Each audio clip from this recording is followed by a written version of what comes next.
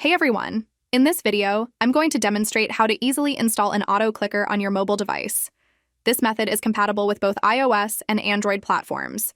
As you can see, I've already installed it on my iPhone, and I'll showcase its functionality in just a moment. You can configure this auto clicker for single or multiple target taps. For now, I'll set it to single target mode, which means it will tap one specific location on the screen repeatedly. Multiple target mode allows it to tap various locations. I'll be using this auto clicker in the game Tap Titans 2. It's a clicker game where an auto clicker can be incredibly helpful. As you can observe, I'm not touching the screen, yet it's automatically performing taps.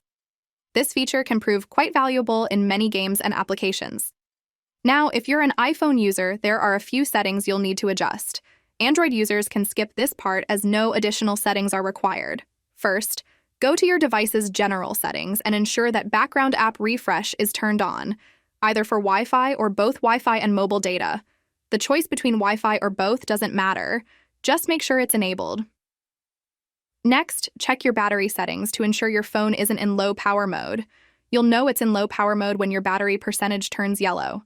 Lastly, head over to the App Store settings and make sure automatic downloads is enabled. This ensures that the auto clicker will be downloaded automatically. Once you've adjusted these settings, open your web browser and navigate to the website injectelite.com. This website offers a variety of useful apps and games, but for today, we're interested in the auto clicker. Once on the website, use the search bar to find auto clicker. When you locate it, click on it, and then hit the Start Injection button.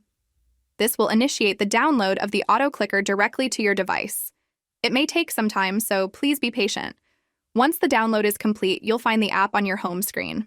I already have it installed, so I won't repeat the process.